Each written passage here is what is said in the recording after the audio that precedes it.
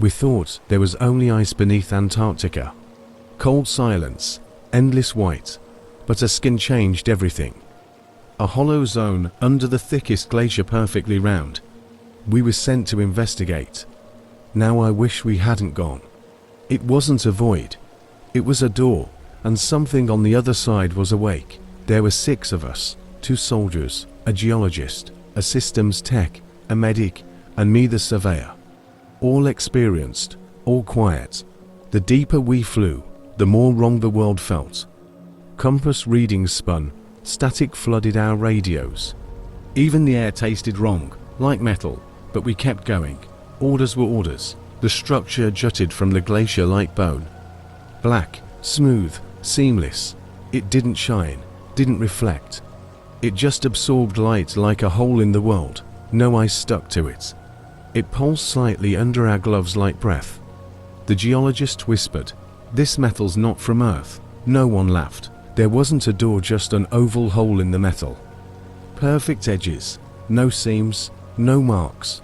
We stepped inside, single file. No sound followed. Our boots made no echo. The air was still, thick, lights dimmed slightly. We turned back and saw only wall. The opening was gone. One soldier just said, "It closed." Then we heard it, a voice. Not from ahead or behind, just everywhere. A woman's voice, soft and cold, whispering names, our names, one by one, in the exact order we entered. My blood froze. The medic dropped her pack. The engineer backed into the wall. The geologist began to mutter prayers. The soldier near me yelled, demanded answers. The voice repeated his name, drawn out, slower, darker. He screamed and dropped to his knees, clutching his head. Blood ran from his nose, but the voice didn't stop. It moved to the next name, calm, patient. It was cataloging us. And we couldn't stop it. I tried the radio, dead, static hissed, but no sound passed. The tech scanned the walls, impossible geometry, angles that bent the wrong way, corners that disappeared. The geologist trembled. "This place isn't dead," he whispered. "It's dreaming." I believed him, and I think we woke it up. The voice fell silent for a moment. We stood still, breathing hard, afraid to speak. Then the walls began to change. They shifted, not by moving, but by becoming something else. Patterns formed, symbols. None of us recognized them, but they stirred something in our minds, a memory we didn't have. I stared at one. It looked like a spiral made of teeth. The longer I looked, the more I felt it pulsing. Not light, not sound, thought. The symbol was thinking, and it didn't like what it saw in me. My skin felt cold, then hot. The medic grabbed my shoulder. My nose was bleeding badly. We moved further inside, not because we wanted to, but because we had to. The floor sloped downward, or maybe reality did. It was hard to tell anymore. Everything shimmered, like walking through heat haze in a blizzard. The air bent light, or time, or both. I couldn't trust my eyes. One of the soldiers had enough. He turned back and ran. We heard his boots for a few seconds. Then silence. No scream, no echo, just gone. The geologist whispered, "This place eats time." And it made sense. Time didn't feel real anymore. Our watches had already stopped ticking. The tech whispered something about dimensional faults. "It's not a structure," he said. "It's a pocket, a mind. And it's studying us from the inside." The symbols started moving, floating mid-air, casting shadows on nothing. I saw one blink at me. That's when I truly felt fear. The medic began hyperventilating, her eyes wide. "I know this place," she said, voice cracking. "I saw it in a dream, before the mission, before Antarctica. I was here." No one spoke. No one doubted her. The voice returned. But this time it wasn't names. It said one word, "Stay." Something in me wanted to obey. Just drop everything and sit. Be still. Forget. The voice wasn't sound anymore. It was feeling. It pushed into our heads, dull and warm, Peaceful, but wrong. I clenched my fists, bit my tongue, pain helped. But one of us sat down and smiled. The voice fell silent for a moment. We stood there, afraid to move. Then the walls began to change, slowly. Patterns emerged etched into the black metal like veins under skin. Shapes we couldn't place, but they pulled at something deep. Like remembering a face from a dream you never had. I stepped closer. One of the symbols curved and sharp, like a spiral made of bone seemed to pulse. Not light, not sound, thought. I felt it press into my skull. Not asking, digging, judging, my stomach twisted. The medic reached for me, said something, but my ears were full of whispering static. We moved deeper, not by choice. The corridor shifted behind us, closing off the way back. The walls ahead opened, revealing stairs leading down, impossibly smooth. One soldier raised his weapon, but it jammed. No sound, no click, just silence swallowing everything. We were being led, herded. The tech muttered, "It's alive." The walls shimmered slightly, reacting to sound, breath, maybe thought. He scanned them again. No data. His tablet showed 0. Like the place didn't exist. The geologist laughed dryly. "This isn't metal," he said. "It's memory." That word hung heavy in the air. We passed a chamber. Inside were objects floating, still. One looked like a child's shoe. Another, a rusted compass, a notebook. All hovering mid-air, untouched by time. The medic gasped. She pointed at a patch on the floor, faded military fabric. Our flag, but the design was decades out of date. None of us spoke. The silence was a weight. Time had no meaning. My hands looked older in my gloves, wrinkled, pale. The tech pulled off his helmet and began weeping. He whispered, "My sister died when I was 12. I can hear her voice. She's singing to me." No one told him to stop. Then the voice returned, soft, gentle. "Do you want to see her again?" It asked, but not just to him, to all of us, at once. It knew our grief, our memories, and it was using them. I closed my eyes, tried to shut it out. But deep inside, something whispered back, yes. The walls began to breathe, not metaphorically, literally. Slow expansions, like lungs inhaling. A loam grew under our boots, vibrating through our bones. The air thickened with warmth, not natural, womb-like. The medic clutched her chest. "It's sensing with us," she whispered. "It knows our rhythms." We reached a chamber, perfectly round. Smooth floor, no shadows. In the center a pillar. Floating above it, a cube, spinning slowly, not touching anything, not even the air. As we stepped closer, our names appeared across its surface. Not etched, not lit, just known. The cube was remembering us. One of the soldiers lost it. He rushed forward and struck the cube with his rifle. The sound that followed wasn't a noise, it was a feeling. Dread, pushed into our minds like hot needles. The soldier collapsed, not unconscious, frozen, still breathing, but unmoving, eyes wide, trapped. We dragged him back. The tech scanned his vitals normal, but his brain activity spiked off every chart. He was dreaming, locked inside his own head. The cube still turned slowly. It didn't care. Or maybe it did. Maybe this was mercy, or a warning. No one touched it again. We needed a way out. The medic begged to go back, but there was no door.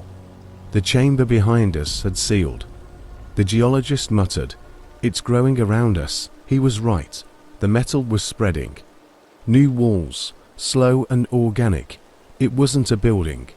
It was adapting, like a living maze. The tech knelt beside a fresh wall and placed his hand on it. "It's rewriting itself," he said. "Rewriting us too." His voice cracked. "I remember things I never lived. A desert, a moon, a name that isn't mine." His eyes were wet. "I'm scared I'll forget who I am, or worse, remember who I was." Then the voice came again. But this time, it wasn't asking, it was answering. "You were already part of me," it said. All of us felt it. not heard inside our heads. A quiet truth, a certainty. We hadn't entered the structure.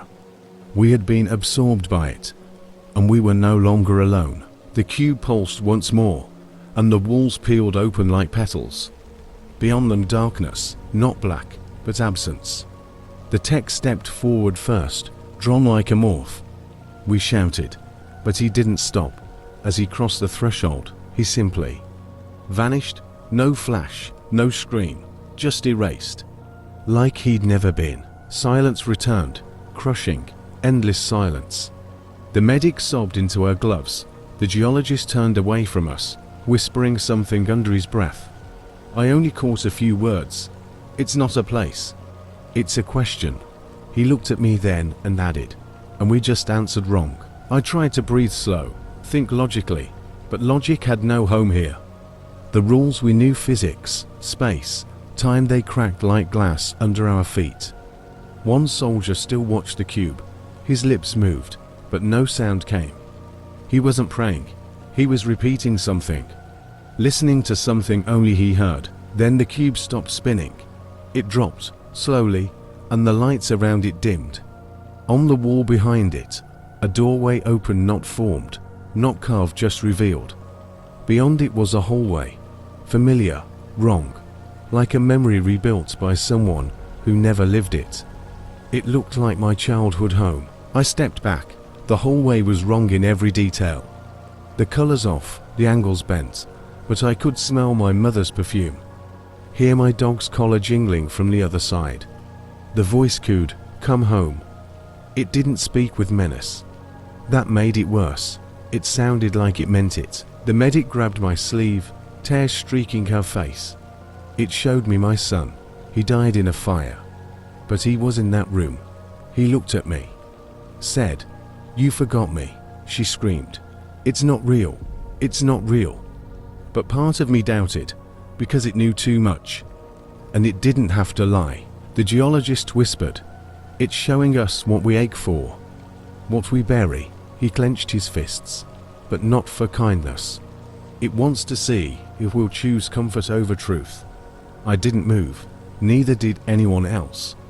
We stood there, paralyzed, each of us facing a door shaped from our own ghosts. The soldier who'd been silent finally moved. He stepped toward his door. We couldn't see what was inside, just golden light and shadows. His face softened. "My brother's in there," he whispered. "He drowned when we were kids." No one spoke. No one stopped him. He walked in, and the door vanished. The medic broke. She sprinted down her own hallway, calling her son's name. We tried to chase her, but the floor split between us softly, like water parting. The room stretched. We were scattered, each one of us now alone. The cube remained in the center, watching, always watching. I turned and found my own door now open. It wasn't my house anymore. It was my high school classroom. A window looked out onto snow. My father sat at the desk. He died when I was 17. He looked up, smiled. "You're late," he said. And for a second I forgot where I was. I stepped forward, just one foot inside. Everything felt warmer, softer. The weight in my chest lightened. I wanted to run to him, hug him, say I was sorry. But then I saw it, his eyes. Not right, too wide, no reflection. And when he blinked, his skin clicked, like metal hinges. I stumbled back. The room shivered and collapsed inward like it had never existed. The walls returned, smooth and black. The voice whispered, "Not ready." My breath caught. Not ready for what? To accept the lie. To let go of the truth. I didn't know. I still don't. Somewhere else, a scream echoed. It was distant, but it didn't fade. It looped, wrong and broken. The geologist's voice rose over it. "This place doesn't trap you," he shouted from behind another wall. "It offers you a choice, and it watches what you choose to become." Then I saw something move inside the wall, not behind it, but within. Like a shape made of fog, trying to be solid, a form mimicking me, watching me, breathing with me. I turned away, because I knew if I looked too long, it would smile, and it would be my smile. I wandered through shifting halls, no map, no sense of time. The lights above me dimmed in rhythm with my heartbeat. Or maybe I was sensing my heart to the structure's own pulse. Every now and then, I heard laughter, not loud, not human. Like a recording of joy, played just slightly wrong. A door slid open beside me.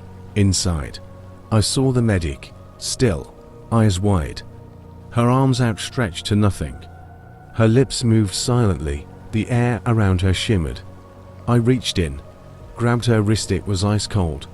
She didn't resist, didn't blink. Whatever she saw was better than waking. I carried her out.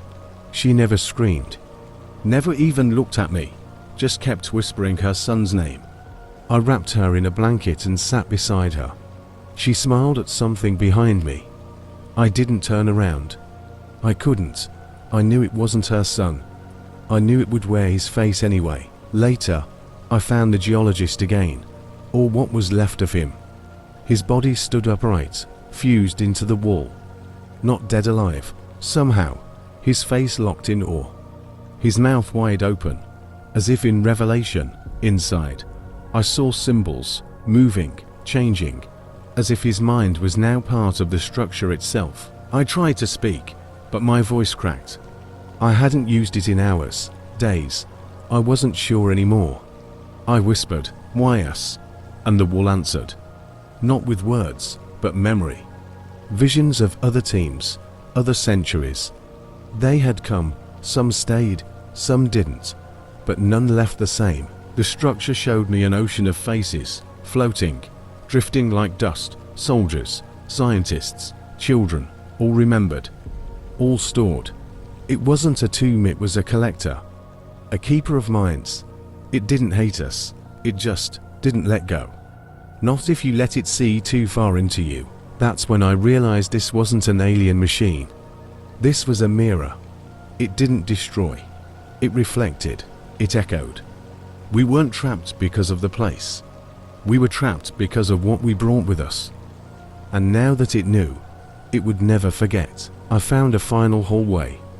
Unlike the others, this one was dim, flickering like failing memory. At the end, a hatch. A real one. Human-made, rusted. I turned the wheel, hands shaking. It creaked open, revealing snow, wind, light. For the first time, real air, cold, sharp, true. I stepped outside. The world returned in pieces, color, pain, time. I collapsed onto the ice. My body remembered gravity again. I looked back. The hatch was gone, no trace. Just smooth glacier. The structure had sealed itself. Like it had never opened. Like it had never existed. Hours passed, maybe more. A rescue chopper found me. I was the only one. They asked what happened. I told them the truth, every word. They said I was hypothermic, hallucinating. That no such location was on the satellite scans. That the others probably fell into a crevasse. But I know what I saw. I know what I felt. And sometimes, when it's quiet, I still hear the voice. Whispering from inside walls, soft, patient. It still knows my name. It never stopped knowing. And when I dream I see the door again. And it's always open. I tried to go back. I took coordinates, charts. I hired a new crew. But when we reached the spot, there was nothing. Just endless white, solid ice, no echoes, no warmth. And yet, when I pressed my ear to the ground, I heard a heartbeat. Slow, waiting, remembering. Some nights, I wake up standing at my front door, barefoot, frost on my hands. My dog growls at the hallway. My lights flicker when I say its name. I don't say it often anymore. I try not to think about it. Because I'm scared I might answer when it calls me back. If you've heard it too, if something's whispered your name in the dark, gently, like it belongs to you, leave a comment. Please, just a few words. So I'll know I'm not the only one who brought something home. So I'll know I'm not alone.